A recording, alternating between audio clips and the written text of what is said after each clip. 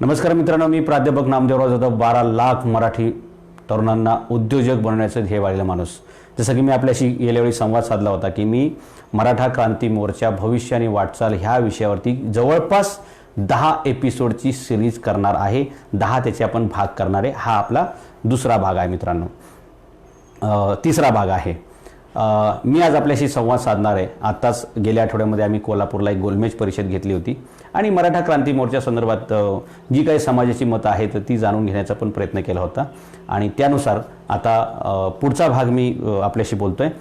एक लक्षात घ्या की प्रश्न तोच आहे, उत्तरही तेच मिळणार आहे.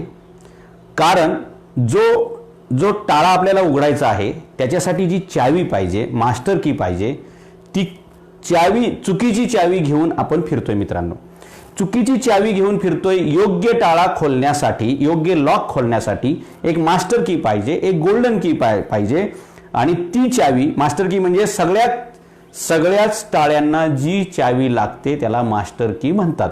आता प्रॉब्लेम असा आहे की आपल्याकडे जी चावी आहे ती चावी कुठल्याच टाळ्याला बसत नाही. टाळे तर आपल्याकडे भरपूर आहेत पण चावी मात्र आपल्याकडे नाही आहे. ही चावी काय हे मी तुम्हाला सांगायचा प्रयत्न करेल जेणेकरून हा प्रश्न व्यवस्थित तरुणांना समजला पाहिजे आणि तो सुटला पाहिजे. मित्रांनो, मराठा आरक्षण ही काळाची गरज आहे. लाखो मराठा तरुणांच्या भविष्याशी निगडीत हा प्रश्न आहे आणि त्याच्यामुळे लवकरात लवकर हा प्रश्न सुटला पाहिजे. पण तो सुटत नाहीये. तो का सुटत नाहीये याचे मी तुम्हाला कारण सांगेल. मित्रांनो, ज्यांनी हा प्रश्न सोडवायचा ते या बाबतीत गंभीर आहेत का, हा प्रश्न तुम्ही पहिले स्वतःला आत्मचिंतन करून आपण सगळ्यांनी एकमेकाला विचारला पाहिजे की आपण ज्यांना नेतृत्व म्हणून पुढे करतो, आपण ज्यांना निवडून देतो, आपण ज्यांना आमदार खासदार मंत्री बनवतो, हे लोक खरोखरच या सर्वसामान्य मराठ्यांच्या मुलांच्या भवितव्याबाबतीत एवढे गंभीर आहेत का? मराठा समाज खरोखर मागासलेला आहे का? मराठा समाज खरोखर आर्थिकरित्या मागासलेला आहे का? याचं ज्यावेळी आपण उत्तर बघतो त्यावेळी याचं उत्तर अत्यंत भयानक आहे की केवळ 3-4% मराठे हे सुस्थितीत आहेत, श्रीमंत आहेत, त्यातले काही गर्भश्रीमंत आहेत. पण बाकीचा जो सर्वसामान्य जो मराठा समाज आहे, जो ग्रामीण भागातील आहे, निमशहरी भागामध्ये, काही ठिकाणी तो शहरी भागामध्ये आहे आणि सगळ्या ठिकाणी कॉमन ही गोष्ट आहे की मराठा समाजाची आत्ताची स्थिती अत्यंत दयनीय आणि हालाकीची. याला कारण की सातत्यानं राज्यकर्ते आपलेच आहेत पण सारा गाव मामाचा आणि कुणीच नाही कामाचा, ही परिस्थिती मराठा समाजाची झालेली आपण बघतोय की आजही 182 किंवा 180 पेक्षा जास्त आमदार विधानसभेमध्ये हे मराठा समाजाचे आहेत. किंवा केंद्र सरकारमध्ये जे 48 खासदार आहेत त्याच्यामध्ये 25 पेक्षा जास्त, आपण असं म्हणूया 30 पकडूया, जे 50 पेक्षा जास्त खासदार हे मराठा समाजाचे असतील असा माझा अंदाज आहे. मित्रांनो, एवढं सगळं आहे. बरं, बऱ्याच वेळा मुख्यमंत्री मराठा समाजाचे राहिलेले आहेत. एवढं असून सुद्धा मराठा समाजाचे प्रश्न का सुटत नसतील याचं चिंतन सुद्धा तरुण पिढीने केलं पाहिजे. आजच्या तरुण पिढीला काय वाटतं की ज्यावेळी एखादी क्रांती मोर्चाची मीटिंग असेल त्यावेळी आमची पण मतं तिथं मांडता आली पाहिजेत, आमची मतं सुद्धा समाजाने जाणून घेतली पाहिजेत. बरोबर, हे सगळे त्यांच्या अपेक्षा आहेत, भावना आहेत आणि त्याची सर्वांनी कदर केली पाहिजे. पण होतंय कसं की मी मराठा समाजाचा घटक आहे, मी मराठा समाजातील एक उपेक्षित तरुण आहे, मी मराठा समाजातील एक तळमळीनं कार्य करणारा एक माणूस आहे. याच्या अगोदरची भावना काय आहे तर मी एखाद्या पक्षाचा कार्यकर्ता आहे, मी एखाद्या राजकीय नेत्याचा चाहता आहे, मी एखाद्या राजकीय कार्यकर्त्याचा कार्यकर्ता आहे, मी त्याचा काय म्हणूया आपण त्याला, मी त्याचा समर्थक आहे.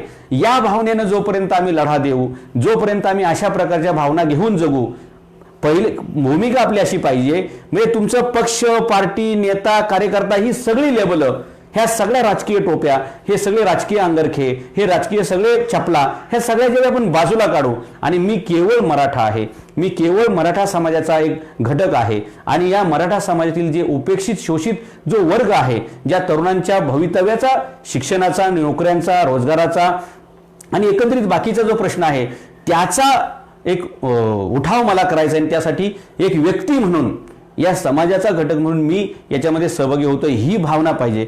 मी बघितलं की कार्यकर्त्यांमध्ये, तरुणांमध्ये, म्हणजे मी अनेक ठिकाणच्या मीटिंग अटेंड केलेल्या आहेत, पण मला दुर्दैवाने हेच पाहायला मिळालं की XYZ व्यक्ती ज्या कोणी असतील त्या कुठल्या ना कुठल्याचे पक्ष, कुठल्या ना कुठल्या एखाद्या नेत्याचे समर्थक होत आहेत. मित्रांनो, हीच मला वाटतं आपण चुकीची चावी लावतोय. टाळा तोच आहे पण चावी मात्र आपली चुकती. कारण आपले ज्यांना आपण पुढे करतोय ते लोक डायरेक्टली इनडायरेक्टली, प्रत्यक्ष अप्रत्यक्ष, पडद्याआड पडद्यामागे कुठे ना कुठे कोणाचे तरी समर्थक आहेत, कोणाचे तरी चाहते आहेत आणि कोणाचे तरी बगलबच्चे आहेत आणि त्याच्यामुळे हा प्रश्न पाहिजे तसा सुटत नाही. मला तुम्हाला उदाहरण द्यायचे की गेल्या वेळी आपण म्हणजे कोपर्डीचं एक प्रकरण घडलं, एका भगिनीवरती काही नराधमांनी बलात्कार केला, त्याच्यातून एक ठिणगी पेडली आणि त्याच्यातून मग तो मराठा क्रांती मोर्चाचा वनवा तयार झाला. 1 2 3 4 40 50 असं करत 58 क्रांती मोर्चे निघाले. अत्यंत शांततेमध्ये जगाला आदर्श मिळावा अशा प्रकारचे शांततेचे संदेश जगाला देणारे आणि अत्यंत साफ सुथरे स्वच्छतेचा पण संदेश देणारा आणि आपल्या न्याय मागण्या न्याय पद्धतीनं मांडण्यासाठी रस्त्यावर उतरलेला एक आदर्श समाज ही आपण ओळख पण तयार करून घेतली, निर्माण पण केली. आपण 58 मोर्चे आपण काढले. त्याच्यानंतर म्हणजे सगळ्यांनी आपल्याला आश्वासनं दिली आणि मग हा प्रश्न कोर्टामध्ये गेला. दुर्दैवाने जेव्हा हा प्रश्न कोर्टामध्ये आला त्यावेळी आपल्या कोणाला हे माहीतच पडलं नाही. आपल्यापैकी मला सांगा कमेंटमध्ये माहीत असेल तर की आपली बाजू सुप्रीम कोर्टामध्ये कोण मांडत होतं हे तुमच्यापैकी किती लोकांना माहीत होतं.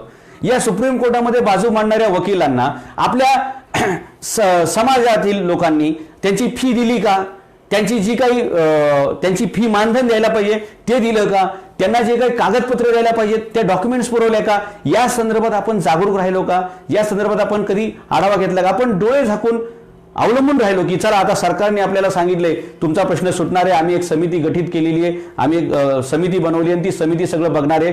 सांगा मला तुमचं त्याच्यावरती लक्ष होतं का. आणि जर ते लक्ष असतं तर ज्या ज्यावेळी हे सुप्रीम कोर्टामध्ये हिअरिंग चालू होती, तिथे ज्यावेळी ही सुनावणी चालू असायची त्यावेळी किती समन्वयक तिथं गेले, किती समन्वयकांनी त्या वकिलांना कागदपत्र पुरवली, किती समन्वयकांनी त्या वकिलांची विचारपूस केली की साहेब तुम्हाला काय काय लागेल. आणि अर्थात सगळ्यात मोठा प्रश्न मी असेल किंवा कुणी असेल, डॉक्टर असेल, वकील असेल, शिक्षक असेल, कुणी असेल, त्या प्रत्येकाचं पण कुटुंब आहे, त्याचं पण काहीतरी घरच्या जबाबदारी आहेत. त्याला मला सांगा एखादा माणूस मुंबईतून पुण्यातून ज्यावेळी दिल्लीला जातो डेफिनेटली त्याच्या विमान प्रवासाचा खर्च आला, त्याच्या राहण्या खाण्याचा खर्च आला. सुप्रीम कोर्टामध्ये काय अशी तासाभरामध्ये ही हिअरिंग होत नाही, कधी कधी ते पोस्टपोन होते, त्याच्यात पण थोडासा वेळ लागतो. ह्या सगळ्या गोष्टी करण्यासाठी त्या वकिलांना पैसे तर लागणार मित्रांनो, का त्यांनी पदर खात्याचं सगळं करायचं, त्यांना अनेक गोष्टीचे पुरावे लागतील, ते सुद्धा आपल्या लोकांनी जमा करून द्यायला पाहिजे. हे सगळं होऊ शकलं नाही कारण आपण सगळे आपले अवलंबत्व हे फक्त राजकीय पुढाऱ्यांवरती ठेवलं आणि त्यांच्यावर विसंबून राहून आपण ते सगळं सोडून दिलं. आणि मग तो प्रश्न सुप्रीम कोर्टामध्ये आला आणि 9 सप्टेंबरला त्याच्यावरती स्टे ऑर्डर आली आणि आपला परत तो प्रश्न जैसे थे स्थितीवरती आला. म्हणजे जिथून आपण सुरुवात केली ती परत तिथे जाऊन तो प्रश्न अडकला. याच्यातला मूळ गाभा असा आहे की आता आपल्या सगळ्या लोकांना माझी विनंती आहे की आपण सगळ्यांनी विशिष्ट पक्षाचे समर्थक, विशिष्ट नेत्याचे समर्थक, विशिष्ट विचारसरणीचे हे सगळं बाजूला ठेवून आपण केवळ मराठा आरक्षणाच्या संदर्भामध्ये सकारात्मक भूमिका घेतली पाहिजे, एकत्र आलं पाहिजे, एकत्र चाललं पाहिजे, तर आपण एकत्र पोहोचू शकू आणि आपला प्रश्न सुटू शकतो असं मला वाटतं. यासाठी काय करायला पाहिजे, प्रश्न आपला सुप्रीम कोर्टामध्ये का सुटला नाही, सुप्रीम कोर्टामध्ये काय अडचण आली आपल्याला, तर कोर्टाने का अशा प्रकारचे ऑर्डर देण्यापर्यंत आला असेल, तर माझ्या मते, माझ्या माहितीप्रमाणे किंवा माझ्या अल्पशा ज्ञानाप्रमाणे आपल्या मराठा समाजाचा जो सर्वे झाला तो 0.7% झाला. 0.7% म्हणजे 1% कमी लोकांचा आपल्या सर्वे झाला. आणि जेव्हा एवढ्या कमी प्रमाणातील लोकांचा सर्वे होतो असा कोणताही सर्वे किंवा ह्याचे निष्कर्ष मग कोर्टासमोर टिकत नाही. तुम्ही कल्पना करा, ज्यावेळी आपण एखाद्या परीक्षेला विद्यार्थ्याला बसवतो 100 पैकी त्यांनी किती मार्काचा पेपर सोडवल्यानंतर, तर मला वाटतं किमान त्यांनी जर गणिताचा पेपर असेल तर समजा 35चा पेपर दिला तर 35 मार्क त्याला पडू शकतात. जर सगळी गणितं प्रॉपर अचूक सुटली असतील तर मग त्याला पर्याय काय की आपण 40 मार्काचा पेपर लिहू शकतो, 50 मार्काचा लिहू शकतो, 60 मार्काचा लिहू शकतो, जमलं तर 100 मार्काचा पेपर लिहू शकतो. आणि जेव्हा हा पेपर संपूर्ण लिहिला जातो, 3 तासाचा तो अवधी दिला जातो, त्याच्यानंतर त्या पेपरचं मूल्यांकन होतं आणि मग जर 35 मार्क पडले तर त्या मुलाला पास केलं जातं. तसं घटनेच्या चौकटीमध्ये, न्यायालयाच्या प्रक्रियेमध्ये ज्या समाजाचा प्रश्न असेल त्या समाजाचं एक सॅम्पल सर्वे केलं जातं की एका विशिष्ट टक्केवारीपर्यंत तरी त्यांचं सर्वेक्षण करावं लागतं. दुर्दैवानं गेल्या वेळेच्या ज्या काही समित्या होत्या, ज्या ज्या लोकांना आपण राजकीय लोकांना जबाबदारी दिल्या, ह्या सगळ्या लोकांनी मराठा समाजाचा सर्वे अत्यंत तुरळक म्हणजे 0.7, तुम्ही विचार करा, जर मराठा समाजाची लोकसंख्या 40% असेल, 32% असेल, 35 जे काय असेल ते, त्यातल्या फक्त 1% लोकांचा सर्वे केला तर तो सर्वे कोणताही कोर्ट, जगातला कोणत्याही देशातलं कोणतंही कोर्ट मान्य करणार नाही. आणि ही गोष्ट आपण आपल्या नजरे आड केली, त्याचा परिणाम आपल्याला आता बघायला मिळतोय. म्हणून माझी सर्व कार्यकर्त्यांना, सर्व समन्वयकांना आणि सर्व समाजसेवकांना ही विनंती की पहिले तुम्ही एक जबाबदार नागरिक म्हणून ही मागणी रेटून धरा, सर्व पक्षांसमोर ही मागणी रेटून धरा की मराठा समाजाचा आर्थिक, सामाजिक, शैक्षणिक आणि सगळ्याच प्रकारचा पहिला सर्वे झाला पाहिजे, त्याचं सर्वेक्षण झालं पाहिजे आणि त्या आधारे, त्या रिपोर्टच्या आधारेच मग पुढच्या सगळ्या प्रक्रिया होणार आहेत. मित्रांनो, पेपरलाच आपण विद्यार्थ्याला बसवत नाहीये, त्याला 35 मार्काचा पेपरच सोडायला देत नाही आणि मग विद्यार्थी नापास झाला, शिक्षकांनी नापास केला, शिक्षकांनी पेपर नीट तपासला नाही आणि मग मुख्याध्यापकांनी काहीतरी सेटिंग केली, मग कुणीतरी काढी केली आणि म्हणून तो विद्यार्थी नापास झाला. ही सगळी कारणं आपण जे सांगतोय त्याला मूळ जबाबदार आहे पूर्ण 35 मार्काचा सुद्धा पेपर सोडवला जात नाही. तर 1911च्या नंतर या भारतामध्ये जनगणना झालेली नाहीये. मराठा समाजाची नक्की लोकसंख्या किती आहे हेच अजून निश्चित होत नाहीये. लोकसंख्या पहिली निश्चित व्हायला पाहिजे. त्यातले किती लोक उपेक्षित वर्गामध्ये आहेत, किती लोक शैक्षणिक मागास आहेत, किती लोक सामाजिक मागास आहेत, किती लोक आर्थिक मागास आहेत, या सगळ्याचा जोपर्यंत लेखाजोखा मांडला जात नाही मित्रांनो, असे आपण कितीही मोर्चे काढले, आपण अशी कितीही आंदोलनं केली, आपण असे कितीही बाकीच्या मार्गाने जरी लढलो, सनदशीर मार्गाने, शांततेच्या मार्गाने, तरी सुद्धा आपला प्रश्न सुटणार नाही असं मला वाटतं. या व्हिडिओच्या माध्यमातून मी तुमच्या सगळ्यांच्या नजरेसमोर ही गोष्ट आणून दिलेली आहे. तुम्ही तुमच्या परिसरातील वकिलाशी, न्यायालयाशी, ज्यांना ही प्रक्रिया समजते अशा माणसांशी चर्चा करून हे ठरवा की हे जाधव सर जे म्हणतायत ते बरोबर आहे का नाही आणि हाच खरा राजमार्ग आहे की नाही आणि हीच सगळी मास्टर की आहे की नाही. जोपर्यंत तुम्ही सर्वे करत नाही, जोपर्यंत तुम्ही जनगणना पूर्ण करत नाही, जोपर्यंत तुम्हाला संख्या लोकांची कळत नाही, म्हणजे लोक वऱ्हाडाची संख्या माहीत नाही तर तुम्ही बस किती करणार लग्नाला, मग किती जागा आरक्षित करणार, हा सगळा प्रश्न तयार होतो. म्हणून पहिली गोष्ट आहे की काउंटिंग, की मराठा समाजाची लोकसंख्या किती आहे त्याचा सर्वे करणं, त्यानुसार आर्थिक, सामाजिक, शैक्षणिक असं सगळ्या सेक्टरमध्ये कोणत्या कोणत्या सेक्टरमध्ये किती टक्के हे प्रमाण आहे याचा ज्यावेळी निर्णय होईल त्याच्या आधारे कोर्टामध्ये हे डॉक्युमेंट तयार केले जातील आणि त्याच्यानंतर जेव्हा हे डॉक्युमेंट न्यायालयासमोर सादर होतील त्यावेळी आपल्या समाजाचा प्रश्न सुटू शकतो. दुर्दैवाने कोणत्याही राजकीय पक्षाचा नेता या गोष्टीकडे लक्ष देत नाही. म्हणजेच काय, यातील कोणालाही हा प्रश्न सोडवण्याची खरी मनापासून मानसिकता नाही. आणि मराठा समाजाच्या तरुणांचं 1983 पासून, खऱ्या अर्थानं मी सांगेल 1967 पासून अशा प्रकारची सातत्यानं फसवणूक होत आलेली आहे आणि दरवेळी फक्त आश्वासनांचं लॉलीपॉप दिलं जातं, समिती बनवली जाते, आम्ही न्यायालयात पाठवलेला विषय, समिती गठीत केलेली आहे, आयोग गठीत केलेला आहे, ते चौकशी करणार आहेत आणि मग हे सगळे पुढारी आपल्या घरी झोपणार आहेत आणि आपण त्यांच्यावर विश्वास ठेवून आपण झोपलो की आपल्याला कायमचं परत सारखं झोपवायचं काम इथं चालू झालेलं आहे. आणि म्हणून मलाच वाटतं, आणि तुम्ही कुठल्या पक्षाची बाजू घेणार मला सांगा. हे सगळे जे कार्यकर्ते आपले वेगवेगळे जे बिल्ले लावून फिरतात खिशाला, मला त्या सगळ्यांना असा प्रश्न विचारायचा आहे प्रामाणिकपणे की नक्की तुमचा संघर्ष कोणाबरोबर आहे. महाराष्ट्राचा विचार केला तर महाराष्ट्रामध्ये राष्ट्रवादीचं सरकार आहे, काँग्रेसचं सरकार आहे आणि शिवसेनेचं सरकार आहे. हे तीन पक्ष इथे सत्तेत आहेत. जर तुम्ही केंद्राचा विचार केला तर तिथे बीजेपी सत्तेमध्ये आहे. म्हणजेच काय, तर चारही पक्ष, काँग्रेस, राष्ट्रवादी, बीजेपी, शिवसेना, हे चारही पक्ष तुम्ही कोणाच्या विरोधात लढताय, मग तुम्ही कोणाच्या विरुद्ध संघर्ष करणार आहे एक लक्षात घ्या. हे तुम्ही समजा चारही पक्ष सत्तेत आहेत तरी सुद्धा तुम्ही चारही पक्षाच्या नेत्यांनाच आपला नेता समजत असताल, त्याच पक्षाच्या नेत्याचे तुम्ही कार्यकर्ते म्हणून स्वतःला जर मिळवत असताल तर तुमचा प्रश्न सुटेल असं तुम्ही कोणत्या नंदनवनात आहात किंवा तुम्ही कोणत्या गार्डनमध्ये फिरतात की जिथे तुमचा प्रश्न सुटेल असं तुम्हाला वाटतं. माझ्या मते इथे तुमचा कोणता पक्ष आहे हे बाजूला ठेवा. तुम्ही अण्णांना मानता, भाऊंना मानता, तात्यांना मानता, आप्पांना मानता, वहिनींना मानता, ताईंना मानता, हे सगळं बाजूला ठेवा आणि ह्या सगळ्या लोकांना पहिली ही मागणी करा, ते आमदार असतील, खासदार असतील, की पहिला घटनेतील नियमानुसार मराठा समाजाचा पहिला सर्वे करा. ज्या गोष्टीवर आरक्षण डिपेंड आहे त्या गोष्टीबद्दल कोणताच पक्ष बोलायला तयार नाही, कोणताच राजकीय पुढारी बोलायला तयार नाही. मग काही लोक म्हणतात ओबीसी मध्ये घाला, काही म्हणतात सेपरेट द्या, काही म्हणतात सगळ्यांचंच काढून टाका, काय म्हणतात सगळ्यांनाच द्या. हे अशी वेगवेगळी मतांतरं तयार होतात. पण मूळ जो प्रश्न सोडवण्याचा गाभा आहे, सर्वेक्षण, की मराठा समाजाचं पहिलं सर्वेक्षण, वर्ष लागो, 2 वर्ष लागो, 3 वर्ष लागो मित्रांनो, पण जोपर्यंत सर्वे पूर्ण होत नाही आणि सर्वे न्यायालयासमोर ठेवला जात नाही, आपण असे कितीही मोर्चे काढले, कितीही बैठका घेतल्या, कितीही मिटिंगा घेतल्या, कितीही ढोल वाजवले, कितीही आमदार खासदारांच्या गाड्या अडवल्या, कितीही आमदार खासदारांच्या गाड्या फोडल्या, कितीही लोकांनी आमरण उपोषण केलं, कितीही लोकांनी आत्मबलिदान केलं, तरी काहीही फरक पडणार नाही, अशा प्रकारची स्थिती आहे मित्रांनो. याला एकच पर्याय की सगळ्यांनी, सर्व आमदार खासदारांकडे ही मागणी लावून धरली पाहिजे की पहिला मराठा समाजाचा जातनिहाय सर्वे त्याला म्हणतात, की आपल्या देशामध्ये सेन्सस कोणत्या जातीची, कोणत्या धर्माची, किती लोक आहेत हे पहिलं ठरलं पाहिजे. ओबीसींना आरक्षण देताना किंवा इतर कोणाला आरक्षण देताना हेच निकष मित्रांनो असतात. आणि 1911 नंतर कधीही सर्वे झालेला नाही. हे सगळं जे चाललंय ते अंदाजपंचे चाललेलं आहे. बाकीचे जे काही घटना घडलेल्या आरक्षणाच्या बाबतीत त्या नेत्यांनी अत्यंत सक्षमपणे त्यांच्या समाजाच्या बाजू घेतलेल्या आहेत.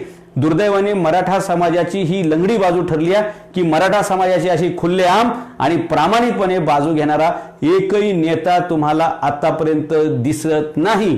आणि जर तुम्हाला असं वाटत असेल की एखादा XYZ किंवा ABCD माणूस अमुक नेता हा खरोखर मराठा समाजाचा हितचिंतक आहे, तर कमेंटमध्ये जरूर त्याचं नाव टाका. मला सुद्धा ते वाचायला आवडेल आणि इतर लोकांना सुद्धा ते कळेल की नक्की मराठा समाजाचं हितवर्धनासाठी हितवर्धक म्हणून कोण काम करतंय. माझा तर असा दावा आहे की सगळा गाव मामाचा आणि एकही नाही कामाचा.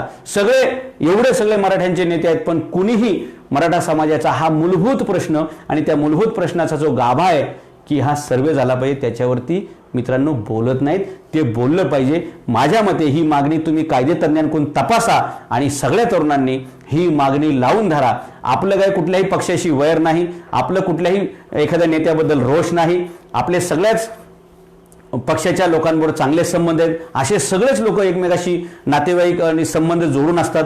आपण खाली डोकेफोड करायची गरज नाहीये, मारामाऱ्या करायची गरज नाहीये. फक्त आपला प्रश्न न्यायपालिकेच्या मार्गातून संसदीय मार्गाने सुटला पाहिजे, पण तो सोडवण्याचा जो मार्ग आहे तो सुद्धा आपल्याला नीट कळला पाहिजे. म्हणून आम्ही आजचा हा व्हिडिओ बनवलेला आहे. या व्हिडिओमध्ये मला हेच सांगायचंय की आपण आपला पहिला सर्वे करून घेतला पाहिजे आणि मी जे मत मांडतोय मित्रांनो त्याच्यावरती तुम्ही जरूर कमेंट करा. पण कमेंट करत असताना या संदर्भात तुमच्या परिसरातील किंवा तुमच्या ओळखीतील एखाद्या वकिलाला हा प्रश्न विचारा, एखाद्या न्यायाधीशाला हा प्रश्न विचारा की सर जे म्हणतायत की पहिला सर्वे व्हायला पाहिजे, कारण आपल्या घटनेचं तत्व जे आहे ते जिसकी जितनी संख्या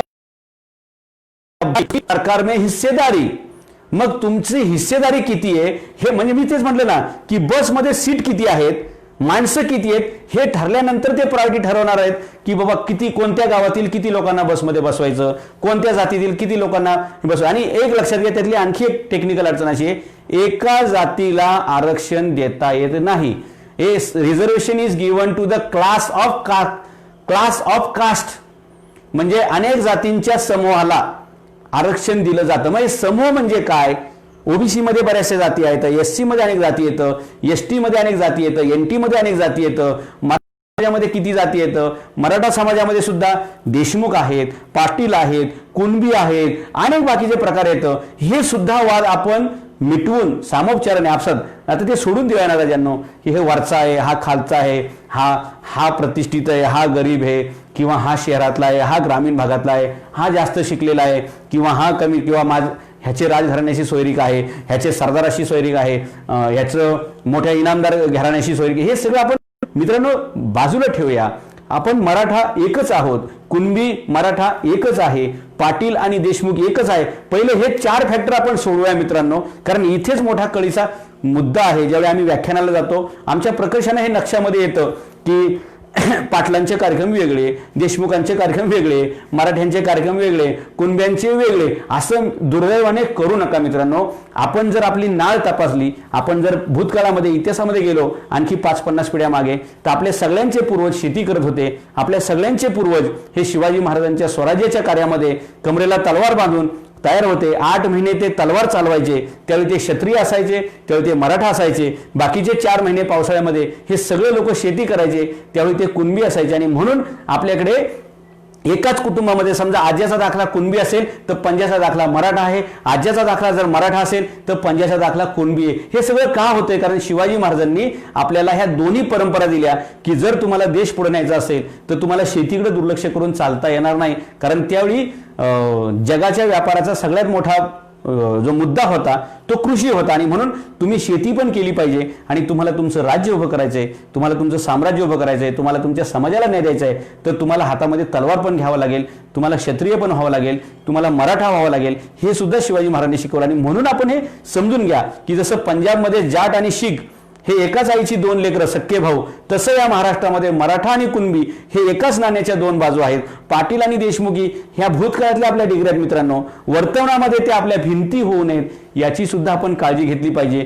देशमुख असेल, पाटील असेल, कुणबी असेल, तो वराडातला असेल, मराठवाड्यातील असेल, पश्चिम महाराष्ट्र असेल, कोकणातील असेल, ह्या सगळ्या गोष्टी आपण व्यवस्थित समजून घेतल्या पाहिजेत. आणि जोपर्यंत सर्वे होत नाही तोपर्यंत लोकसंख्या कळणार नाही कुठल्या समाजाची किती आहे आणि लोकसंख्या कळल्याशिवाय आपल्याला आरक्षणाची वाढ करा असं म्हणता येत नाही. कारण 50% आरक्षण लिमिट ही उठवल्याशिवाय, ती बॉर्डर क्रॉस केल्याशिवाय आपला प्रश्न सुटणार नाही. आणि ही आरक्षणाचे 50%वरून 52%वरून ती 70, 80, 90%वर जर न्यायची असेल तर नक्की समाजाची संख्या किती आहे हे पहिलं सिद्ध व्हावं लागेल. हे आपल्या महाराष्ट्रातील तरुणांनी पहिलं राजकीय चष्मे बाजूला काढून, राजकीय दृष्टिकोन बाजूला ठेवून हे पहिलं समजून घ्यायचा प्रयत्न करा की जर आम्हाला आरक्षणाची लिमिट वाढवायची असेल, आरक्षणाच्या मर्यादा, आरक्षणाची व्याप्ती वाढवायची असेल तर आम्हाला पहिलं आपली लोकसंख्या किती आहे याचा सर्वे करून घ्यावा लागेल. आर्थिक, शैक्षणिक, सामाजिक मागासले पण कसं आहे हे आपल्याला सिद्ध करावं लागेल आणि हे सिद्ध झाल्याशिवाय ते न्यायमूर्तींसमोर आपल्याला हे मांडता येणार नाही आणि ते मांडल्याशिवाय आपण सुप्रीम कोर्टाला आपलं म्हणणं असं मांडू शकत नाही की आरक्षणाची लिमिट वाढवा. तर ती आरक्षणाची लिमिट वाढवली गेली पाहिजे आणि याच्यासाठी आपल्याला हा सर्वे व्हायला पाहिजे असं माझं प्रामाणिक मत आहे आणि मी तुमच्यासमोर मांडलेले. लवकरच आपण चौथ्या भागामध्ये भेटू आणि आरक्षणासंदर्भातील जे काही अपडेट येतील ते काय म्हणूया ना, निपक्षपातीपणे एकदम स्पष्टपणे आपल्या समोर मांडण्याचा मी प्रयत्न करेन. ज्याला पटेल त्यांनी शेअर करा, ज्याला नाही पटणार त्यांनी इतरांशी चर्चा करा की बाबांनो सर म्हणतात ते कसं आहे, आणि ज्याला हे आवडणार नाही त्यांनी कमेंटमध्ये सांगा की सर तुमचं मत काय आम्हाला आवडलं नाही. लोकशाही आहे, प्रत्येकाला आपलं मत मांडण्याचा अधिकार आहे, तसं तुम्ही सुद्धा तुमची मतं मांडू शकता. माझं काम एवढंच आहे इतिहासकार म्हणून किंवा एक समाजातील लेखक म्हणून किंवा समाजामध्ये एवढी सगळी पुस्तकं लिहून बुद्धिमान व्यक्ती म्हणून किंवा एक समाजातला एक प्रतिष्ठित व्यक्ती म्हणून मला जे काही नजरेसमोर दिसतंय ते मांडण्याचा माझा प्रयत्न आहे. आणि हे सगळं मांडताना माझी एवढीच भूमिका आहे की मी काही कायद्याचा तज्ज्ञ नाही किंवा मी काही न्यायालयात काम केलेलं नाही, मी काही वकील वगैरे नाही, पण जे काही मी माझ्या अनेक वकील मित्रांशी चर्चा करत असतोय, माझ्या अनेक जज मित्रांशी चर्चा करत असतोय, त्यांच्याकडून मला जे इनपुट्स मिळत आहेत त्याच्या आधारे मी हे मांडायचं करतोय. म्हणजे हे काही माझं स्वतःचं सगळं ज्ञान नाहीये, ह्या सगळ्या लोकांनी जे काही इनपुट दिलं त्याच्या आधारे मी तुमच्याशी तो मांडायचा प्रयत्न करतोय, जेणेकरून मराठा समाजातील तरुणांची भविष्यात आणखी फसवणूक होऊ नये आणि मराठा समाजातील तरुणांचा हा प्रश्न, मराठा समाजाचा हा प्रश्न लवकरात लवकर सुटावा. आणि त्याच्यासाठी जी मास्टर की आहे, त्याची जी सुवर्ण गुरु किल्ली जी आहे ती गुरु किल्ली म्हणजे सर्वे आहे आणि तो सर्वे झाला पाहिजे. ही पहिली आपली प्रमुख मागणी पाहिजे. प्रत्येक बैठकीमध्ये, प्रत्येक मिटिंगमध्ये, प्रत्येक सभेमध्ये पहिली ही मिटिंग झाली पाहिजे. आपलं हेच एक मत झालं पाहिजे की मराठा समाजाचा सर्वे झाला पाहिजे आणि त्याच्यासाठी आपण आमदारांवरती, खासदारांवरती पर्यायाने विधानसभेवर आणि लोकसभेवर दबाव टाकला पाहिजे. आणि हे करत असताना मित्रांनो आपल्याबरोबर बाकीच्यांचं भलं होणार आहे हे तुम्ही समजून घ्या. आणि म्हणून बाकीच्या समाज सुद्धा आपल्या सोबत येतील. याच्यात ओबीसीचं पण भलं होईल, एससीचं पण भलं होईल, एसटीचं भलं होईल, मुस्लिमांचं भलं होईल, एनटीचं पण भलं होईल. कारण प्रत्येकाची नक्की लोकसंख्या हे कळेल आणि त्या प्रमाणात सर्वांना आरक्षण मिळेल, सर्वांचा प्रश्न सुटेल. कारण घटनेला समता हे तत्व मान्य आहे. समता म्हणजे काय? जिसकी जितनी संख्या भारी उसकी उतनी हिस्सेदारी. तुमची जेवढी लोकसंख्या असेल तेवढ्या प्रमाणात तुम्हाला त्या सोयी सवलती आणि त्या प्रकारची विकासाची संधी देणं ही घटनेचं मूलभूत तत्व आहे आणि ते अंमलात आणणं हे सरकारची नैतिक जबाबदारी आहे. आणि ती जबाबदारी अंमलात आणण्याचं काम हे न्यायालयाचं आहे. आणि म्हणून ह्या तिन्ही प्रोसेसमधून जात असताना मूळ कळीचा मुद्दा हा सेन्सस आहे. ही जनगणना आहे आणि ती पहिली झाली पाहिजे. ही मागणी आपण सगळ्या पुढाऱ्यांकडे, सगळ्या राजकीय पक्षांकडे केली पाहिजे, तरच हा प्रश्न सुटेल असं मला वाटतं. तुमची जी काही मतं असतील जरूर तुम्ही खाली कमेंटमध्ये टाका. तुम्हाला आणखी कुठल्या पुढच्या विषयांवरती असे व्हिडिओ ऐकायचे वाटतील किंवा त्याची तुम्हाला माहिती पाहिजे, निष्पक्ष माहिती. मी तुम्हाला सांगतोय, मी कोणत्याही राजकीय पक्षामध्ये नाही, त्याच्यामुळे मी बिंदास बोलायला मोकळा आहे. आणि राजकारण म्हणजे नक्की कसा फासाफासीचा कार्यक्रम असतो हे बघण्यासाठी मी आपल्या आयुष्याचे 24 दिवस पण मी राजकारणामध्ये दिले होते, हेही तुम्हाला परत एकदा ठासून सांगतो. आणि म्हणून मला अजिबात भरोसा नाही आहे राजकीय पक्षांवरती, राजकीय व्यक्तींवरती आणि नेतृत्वावरती. कारण ज्या प्रक्रियेमधून आपण जायला पाहिजे ती प्रक्रियेबद्दल कोणी बोलायलाच तयार नाहीये. तरुण हे समजून घ्या, तरुणांना हे समजून घ्या आणि अशा प्रकारची मागणी आपापल्या परिसरामध्ये जे काही आपण एकजुटीने जे काही मोर्चे काढतोय, एकजुटीने जो काही आपण निषेध करणार आहोत, एकजुटीने काही न्यायाची मागणी करणार आहोत, संसदीय मार्गाने, लोकशाही मार्गाने ते करत असताना हे सगळं आपण लक्षात घेऊन हा विषय पहिला आपण पुढे रेटला पाहिजे. म्हणजे गाडीची चावीच घरी राहिली आहे आणि आपण नुसतं स्टार्टर मारत बसलोय असं उपयोग होणार नाही. ती चावी ही शिरगंती आहे, सेन्सस आहे, जनगणना झाली पाहिजे आणि ती मागणी झाली तर केवळ मराठ्यांचाच प्रश्न सुटणार नाही, तर मराठ्यांसह इतरांचाही प्रश्न सुटेल. आणि मराठा हा सगळ्या जाती धर्मांना सोबत घेऊन सगळ्यांचा पोशिंदा आहे हे परत एकदा सिद्ध होईल. आपल्या अन्यायाला वाचा फोडता फोडता आपण बाकीच्याही समाजांच्या अन्यायाला वाचा फोडून त्यांच्याही न्यायाचे भाग्य विधाते होऊ शकतो. एवढा हा व्यापक विषय आणि ह्याची व्याप्ती एवढी आहे हे आपण लक्षात घेऊन जनगणनेची मागणी रेटून धरली पाहिजे असं मला वाटतं. तुर्तास थांबूया. जय हिंद, जय महाराष्ट्र, धन्यवाद. जय जिजाऊ, जय शिवराय.